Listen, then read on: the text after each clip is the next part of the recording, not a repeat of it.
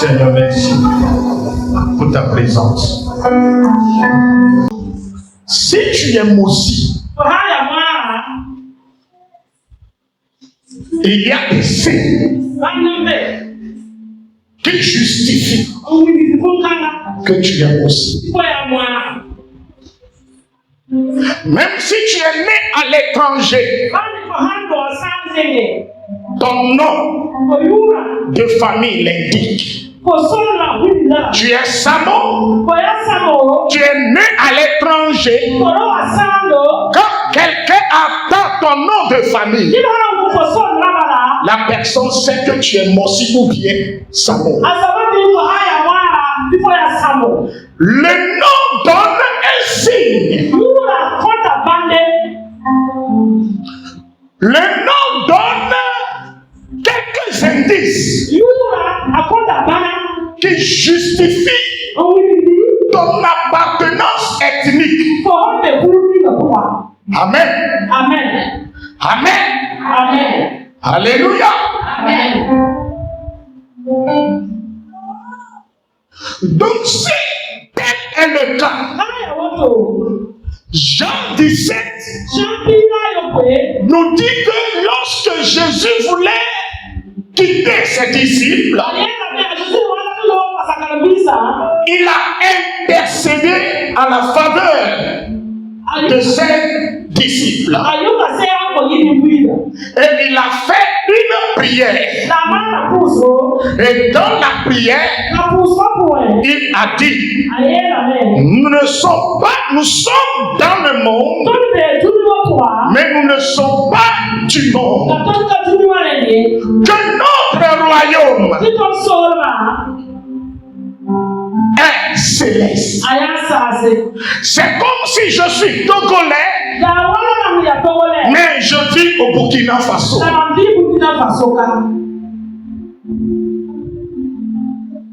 Peu importe le nombre d'années que je ferai ici, je ne suis pas burkinabé. Même si j'ai la nationalité burkinabé, il y a quelque chose. Il y a une marque qui est dans mon sang, qui parle de mon origine. Amen. Amen. Maintenant, Dieu nous dit que nous ne sommes pas de ce monde. Que notre monde est céleste. Et dans ce monde, les gens ne tombent pas malades. Dans ce monde, il n'y a pas la mort. Dans ce monde, il n'y a pas la souffrance. Dans ce monde, il n'y a pas la douleur. Dans ce monde, quand quelqu'un tombe, l'esprit lui-même le relève. Dans ce monde, quand tout espoir est perdu, l'espoir perdu finit par être retrouvé. Alléluia. Amen. Donc si nous sommes du monde de Dieu, en temps normal, quand tu es dans ce monde, quand on te voit, il doit y avoir des signes qui justifient que tu fais partie du royaume de Christ. Hein? Il doit y avoir des signes qui justifient ton appartenance à Christ. Mais aujourd'hui, tu as donné ta vie à Dieu. Mais jusqu'à présent, on ne voit aucun signe. Toi-même, ta vie ne reflète même pas la seigneurie de Christ. Rien. Aucun signe. Ce soir, je suis venu pour te dire que c'est le temps de la restauration des signes de puissance et de gloire dans ta vie au nom de Jésus.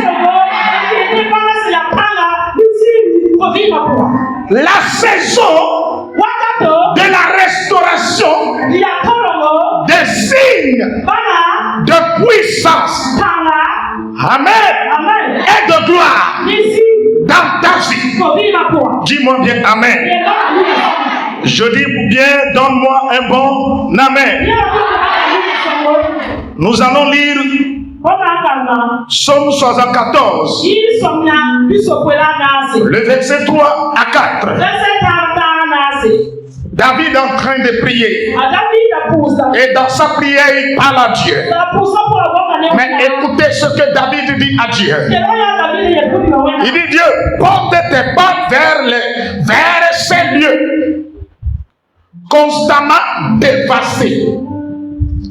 Porte tes pas vers ces lieux constamment dévastés. Dorénavant, si on fait une lecture en français, vous devez chercher la version Morée. Vous comprenez? Ceux qui font l'interprétation. Porte tes pas vers ces lieux constamment dévastés. L'ennemi a tout ravagé dans le sanctuaire. Tes adversaires ont rugi au milieu de ton temple. Ils ont établi pour signe leur signe. Assois-toi.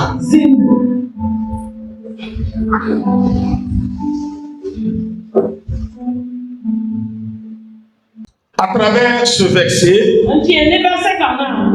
David nous dit quelque chose. David a remarqué quelque chose. Il a fait un constat. Quel est ce constat? Premièrement, il a constaté que le lieu saint est dévasté.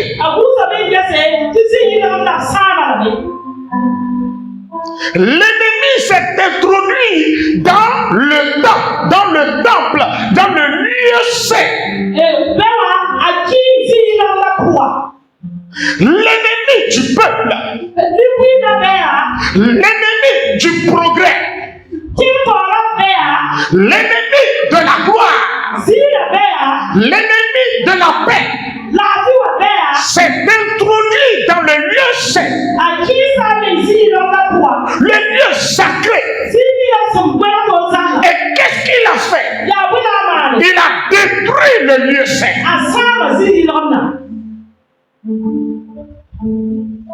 Et David attire l'attention de Dieu sur cette situation déplorable.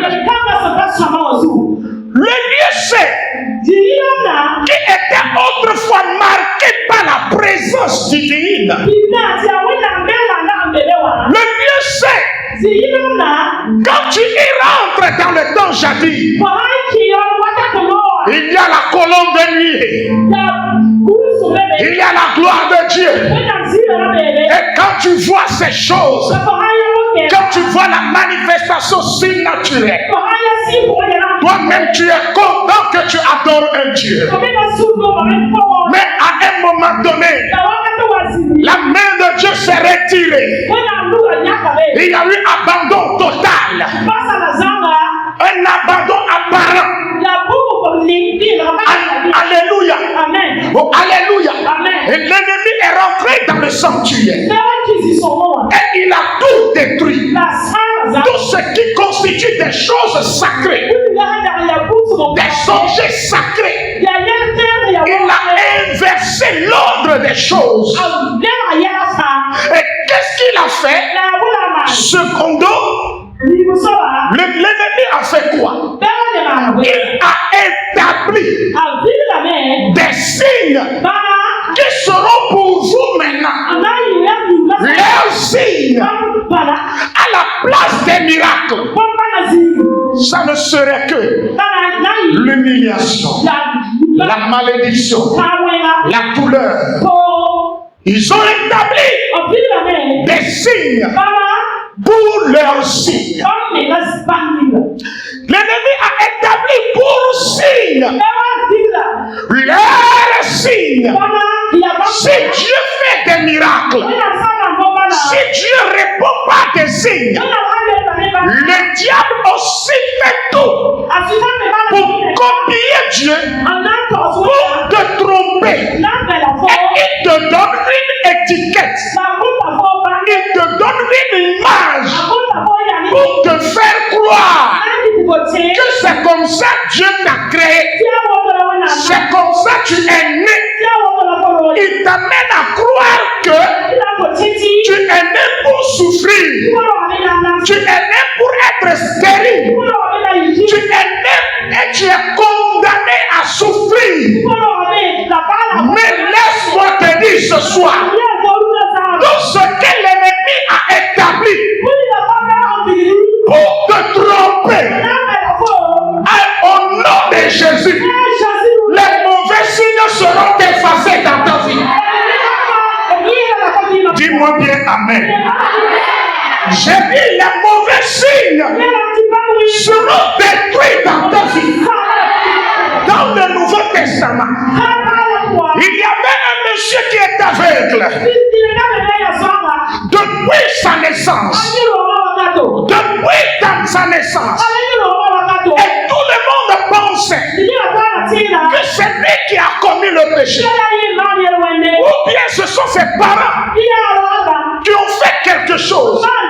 Et cela a attiré le malheur, la malédiction sur cet enfant. Mais lorsque Jésus est venu, on lui a posé la question: à qui la faute? Est-ce que c'est lui ou bien ses parents? Dieu a dit, Jésus a répondu, ce n'est ni la faute à ses parents, ni la faute à ce malade. Donc écoutez-moi bien, Dieu n'a pas prévu que ce homme soit né ainsi. Ce soir, tu es en train de traverser une situation alarmante. Tu es en train de vivre quelque chose et qui est en train de te démoraliser. Ton cœur est brisé. Tu es paralysé complètement. Tu n'as plus de force. Tu n'as plus le goût à la vie. Mais ce soir, l'Esprit de Dieu va restaurer ta vie. Tu verras encore la main de Dieu dans ta vie. Tu verras encore la puissance de Dieu dans ta vie. Dieu va se manifester puissamment dans ta vie. Ce qu'il avait commencé, et l'ennemi a tout détruit. Ce soir, tu verras encore la gloire de Dieu. Tu verras encore le soleil se lever. Un nouveau soleil va se lever pour l'Afrique. Un nouveau soleil va se lever pour cette nation. Oh, alléluia. Un nouveau soleil. Le soleil de bonheur. Le soleil de la gloire. Le soleil de la liberté. La liberté économique. La liberté politique. La liberté dans tous les domaines. Ce soir, que le vent de la restauration souffle dans ta vie. Ton temple ne restera pas dans l'état dans lequel l'ennemi l'a mis. Car ce soir, même si c'est dévasté, même si c'est complètement détruit, il y a la désolation totale, il y a le désespoir total. Les docteurs t'ont dit, ta situation est irrécupérable, ta santé est irrécupérable. Mais laisse-moi te dire, Dieu va faire quelque chose. Si Dieu a délivré David et son peuple, toi aussi tu seras libéré. Toi aussi tu seras délivré. Toi aussi tu seras délivré. Tout ce que l'ennemi a fait entrer dans ton temple, rapide. Nous allons les faire sortir au nom de Jésus. Oh, ton amen m'embête.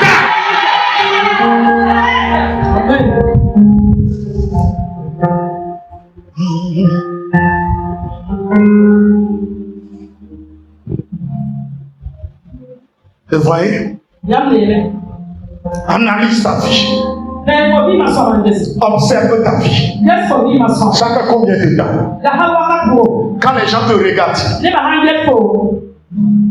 eux ils voient un signe, mais toi tu ne vois rien. Car l'ennemi a établi leur signe. Il a remplacé la bénédiction par la malédiction.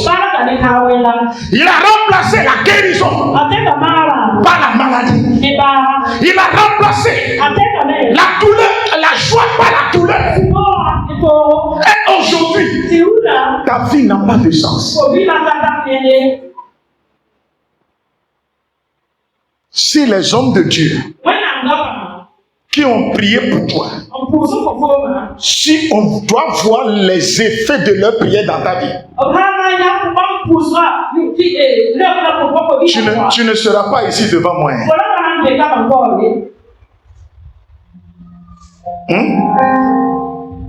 Ce que tu as consulté, si Dieu doit te répondre à travers leur prière, ta vie ne sera pas ainsi. Et quand tu regardes derrière, et tu regardes le présent, et tu vois l'avenir, ce n'est que le découragement. Parce que ce que tu vis actuellement ne te donne pas le courage de continuer la lutte. Parce qu'il n'y a pas de l'espoir que demain sera meilleur. Quand tu te retournes en arrière, 5 ans de moins, tu disais à cette époque-là, ça va aller. Les choses vont s'améliorer. Alléluia. Ça fait depuis 5 ans que tu disais que ça va s'arranger. Mais tu es dans la 10e année. Rien ne s'arrange. Il n'y a pas d'amélioration. Il n'y a pas d'ouverture des portes. C'est comme si c'est maintenant les choses se compliquent. Tu vas faire comment? Parce que quelqu'un est rentré dans ta vie. Une puissance étrangère est rentrée dans ta vie, en train de détruire, en train de ravager. Écoute-moi bien. Vous voyez aujourd'hui, qu'est-ce que le gouvernement est en train de nous présenter? Ceux qu'on a mandatés, ceux qui travaillent avec le gouvernement, ceux sur qui le gouvernement comptait, ce sont les mêmes personnes-là qui sabotent tous les plans du gouvernement. Ce sont les mêmes personnes-là qui trahissent notre pays. Vous voyez, l'ennemi utilise ceux qui sont à l'intérieur. Le diable est rentré dans le temps. Et David disait, nous ne voyons plus nos prophètes. Nous ne voyons plus nos signes. Il n'y a plus de signes dans ta maison. Écoutez, on va lire. Ils ont brûlé dans le pays tous les lieux saints. Qu'est-ce que vous voyez aujourd'hui dans le monde? Qu'est-ce que vous voyez dans le monde? Les hommes de Dieu qui sont respectés dans le temps passé. Aujourd'hui, les hommes de Dieu ne sont plus respectés. Parce qu'il y a intrusion des faux pasteurs. Ils sont là pour travailler pour le diable. Juste pour salir l'image des vrais hommes de Dieu. Pour salir l'image de Dieu. Pour que toi tu sois découragé d'aller à l'église. tu n'as plus le goût à la prière. Mais laisse-moi te dire, Dieu est vivant. Dieu est vivant. Il t'a amené au bon endroit. Dis-moi Amen. Le Seigneur t'a amené au bon endroit. Dieu t'a amené au bon endroit. Dis-moi bien Amen. Dis-moi bien Amen. Dis-moi bien Amen. Le verset 9 dit, nous ne voyons plus nos signes. C'est David qui parle. Nous ne voyons plus nos signes.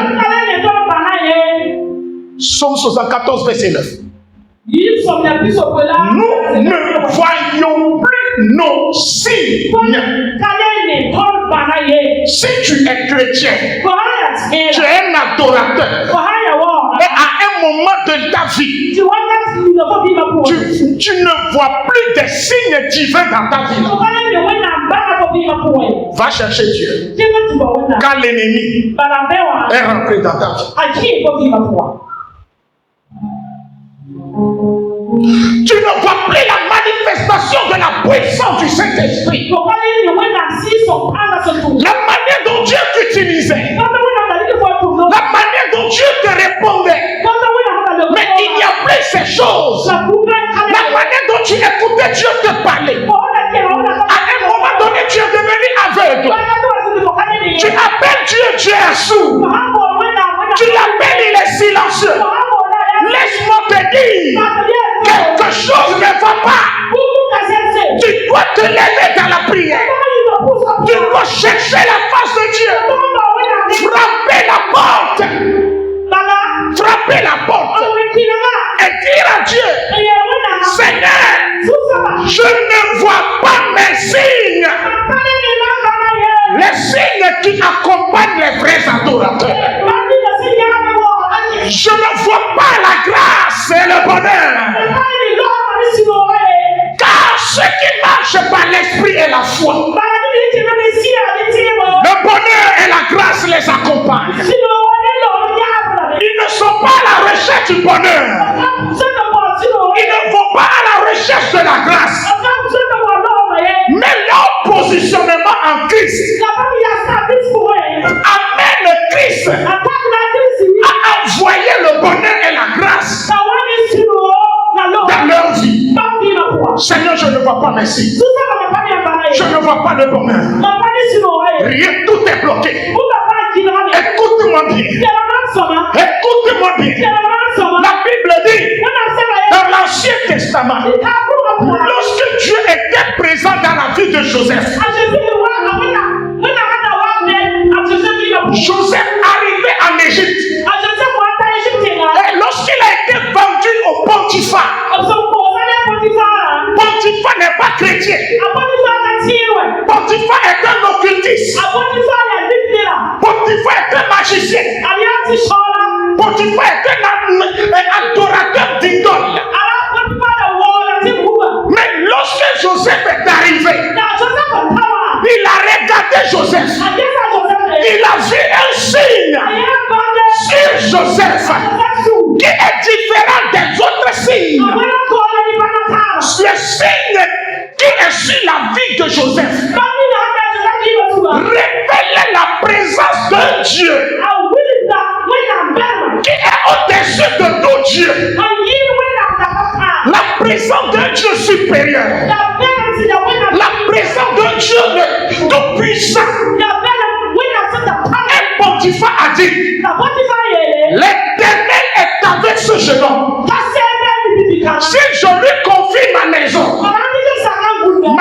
va prospérer. Et il lui a confié la maison.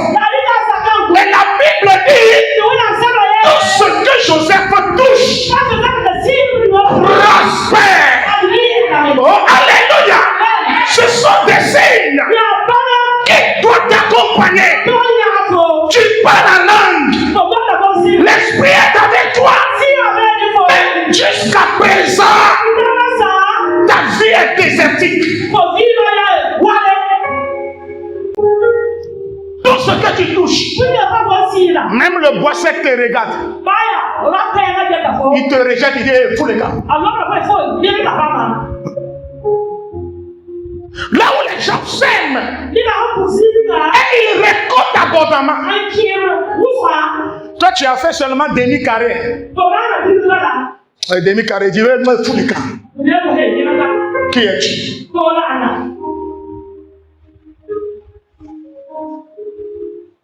Regarde ta vie. Regarde ta vie. Et compare-la par rapport à ce que dit la parole de Dieu. Est-ce que toi-même tu es content?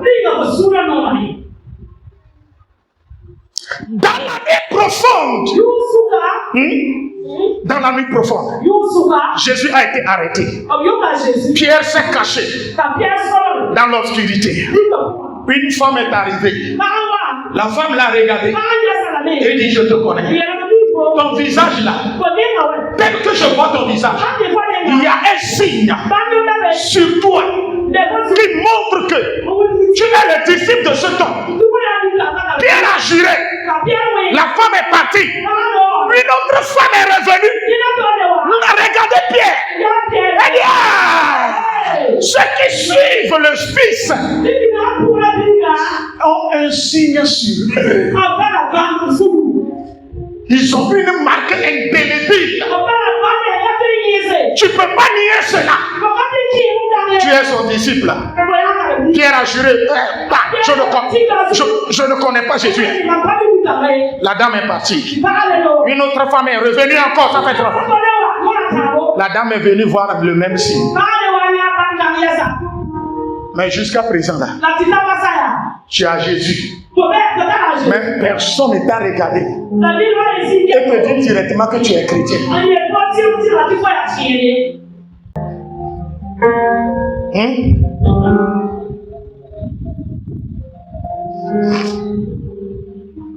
À l'église, tu as 70 ans.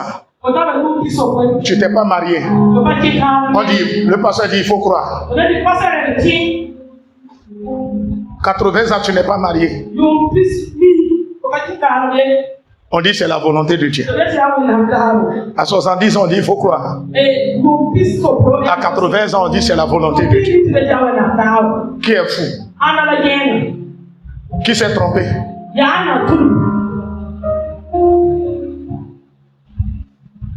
Bien-aimé, ce que tu vis chez toi à la maison là, personne ne vit cela.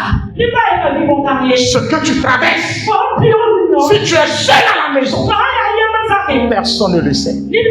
C'est pourquoi tu dois te tourner vers Dieu comme David l'a fait. Il y avait des prophètes. Le temple est détruit. Les prophètes n'ont pas prié. Les sacrificateurs ont fui. Les pharisiens ont fui. Les scribes ont fui. C'est ça l'image. Écoute-moi bien. Écoute-moi bien. Si tu ne fais pas attention, tu vas avoir un problème là. Le pasteur va fuir.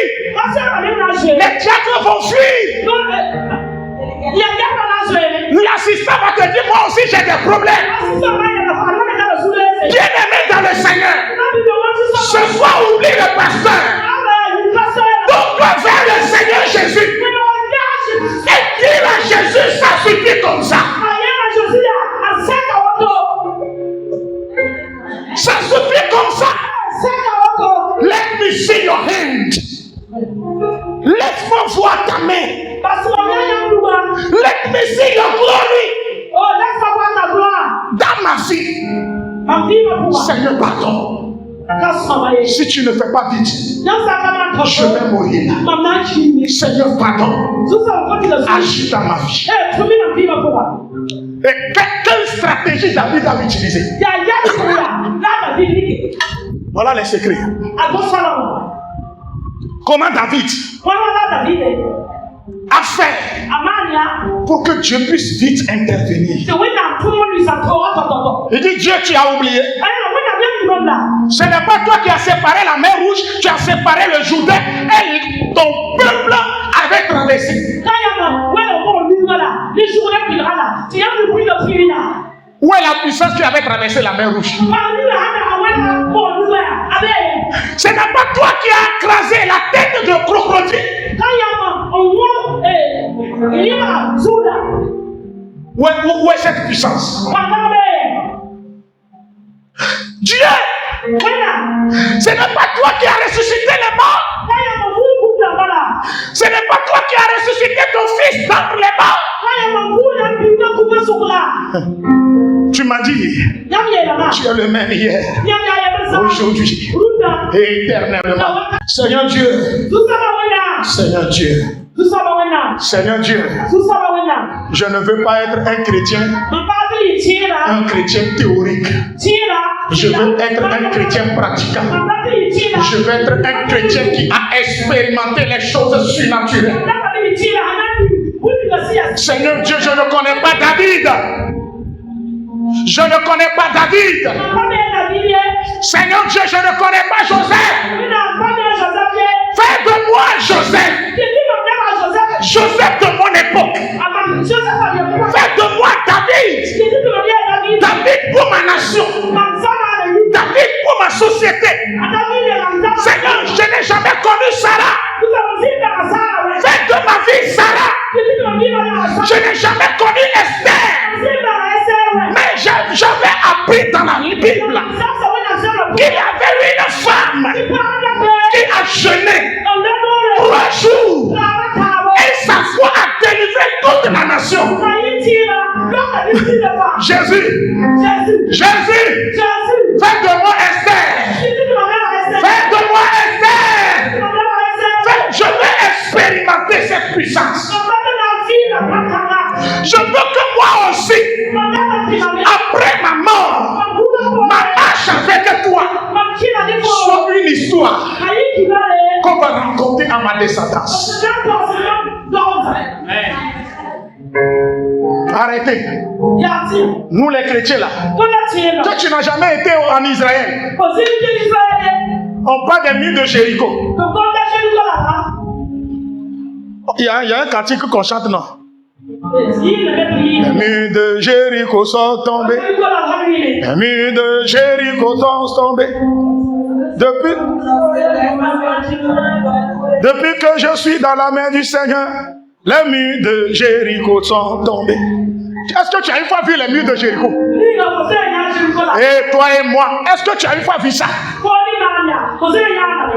Maintenant tu prends avion 1 million quelque chose, tu vas en Israël pour voir les murs. Et tu reviens, il y a vrai mur là dans ta vie.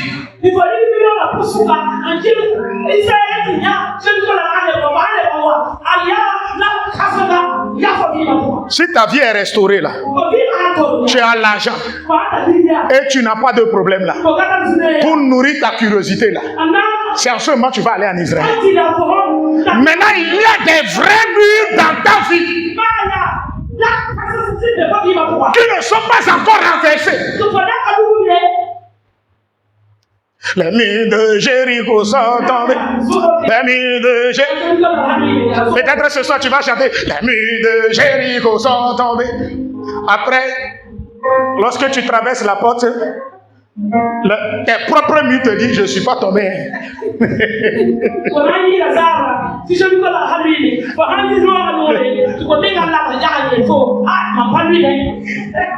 Je ne suis pas tombé. On est là, je te rattrape toujours. Je te rattrape. Regarde. Depuis des années, si tu ne fais pas prêt à la banque, tu ne peux pas survivre. David a dit à Dieu et il s'est tourné vers le passé et il a rappelé à Dieu ces merveilles du temps passé. Comment il a opéré dans le temps jadis. Et il invite à se lever pour restaurer sa vie. Que Dieu restaure ta vie. La gloire que tu as perdue, la puissance que tu as perdue, des signes et des miracles qui devaient t'accompagner. Mais jusqu'à présent, tu ne les vois pas. Ce soir, que Dieu t'accorde sa grâce. J'ai dit cette nuit que le Seigneur t'accorde sa grâce. Quelqu'un va me dire non. Qu'il est écrit. Bénis soient ceux qui n'ont pas vu, mais ils ont cru. Mais tu as oublié que celui-même qui a dit ça, n'importe où il va, des signes et des miracles l'accompagnent. Si Jésus dit qu'il est le Messie, qu'il est venu pour donner la vie éternelle, mais il n'a pas ressuscité un mort, qui saura qu'il a la vie? Si Jésus n'a pas donné la vie aux aveugles, si Jésus n'a pas fait des miracles, si les morts l'ont enterré et il n'est pas sorti du tombeau, lui-même il a ouvert sa bouche, dit le Fils de l'homme sera mis à mort et le troisième jour il ressuscitera. Et effectivement il est mort et le troisième jour il est ressuscité. Il faudrait que tout ce qui est écrit ici, des signes et des miracles, doit t'accompagner. Il faudrait qu'on voit ces signes dans ta vie, dans ta marche avec le Seigneur.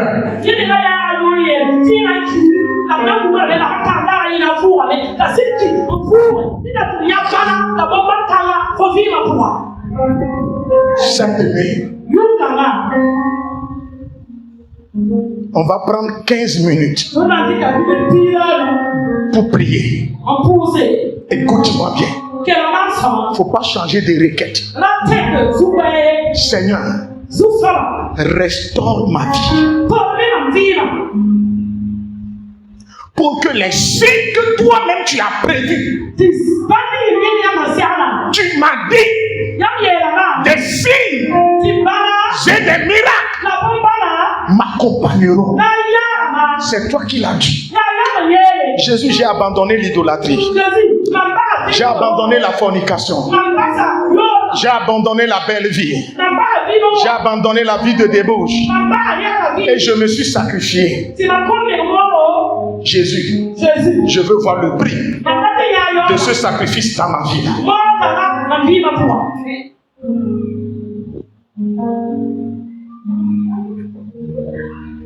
Écoutez.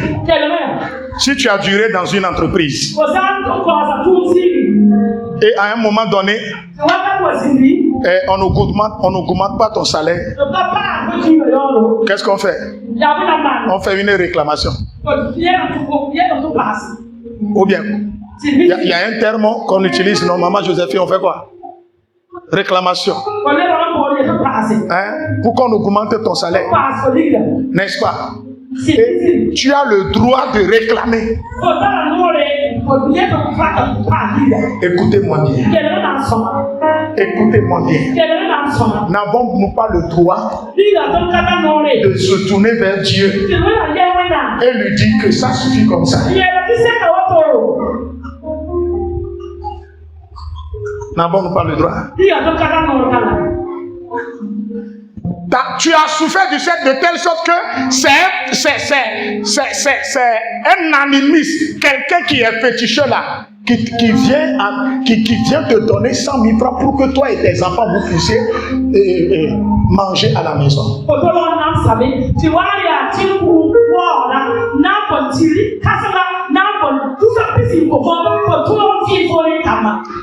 Et toi qui pries chaque jour, tu cries, non, mon Dieu est divin, Jésus est divin. C'est toi qui prends le téléphone. Allô, féticheur,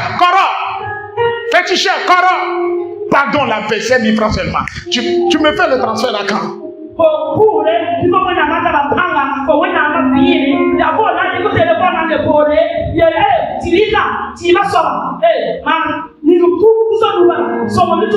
Regarde ton prochain, demande-lui si Jésus est ma place. Est-ce qu'il peut prendre portable, aller appeler un féticheur pour lui demander de lui faire prêter des 5 000 francs?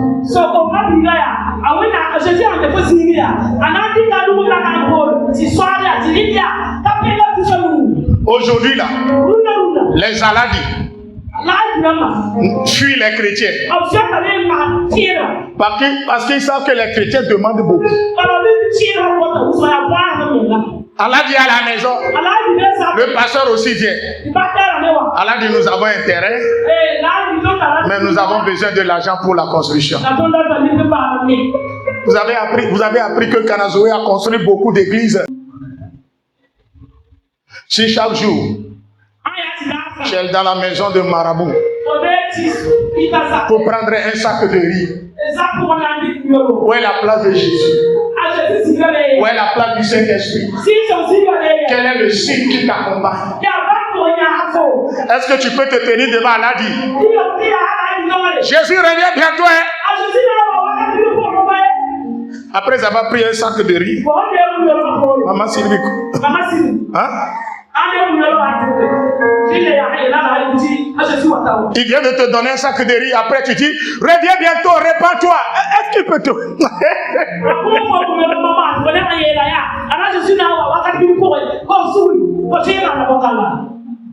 Nous allons prier. Analyse ta vie. Si tu es convaincu que ta marche avec Dieu est bonne, mais tu ne vois pas des signes, tu as le plein droit de les réclamer. Tu as le plein droit de les réclamer. Je veux voir mes miracles. On a crié sur Batimée. Tais-toi. Il a crié plus fort. Fils de David, aie pitié de moi. Ce soir, toi aussi tu vas te tourner vers Dieu. Et lui dire, Seigneur, aie pitié de moi. Sinon là, dans la famille, sinon là, dans le quartier, sinon dans l'entreprise, dans le travail, ton nom sera rabaissé. Ton nom sera humilié. Fils de David, Christ, mon Seigneur, mon Sauveur, aie pitié de moi.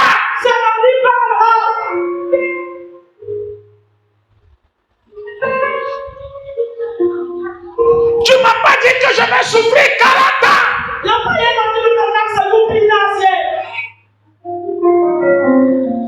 Où est le Dieu qui est rentré dans la bague de Pierre et il a rempli son filet?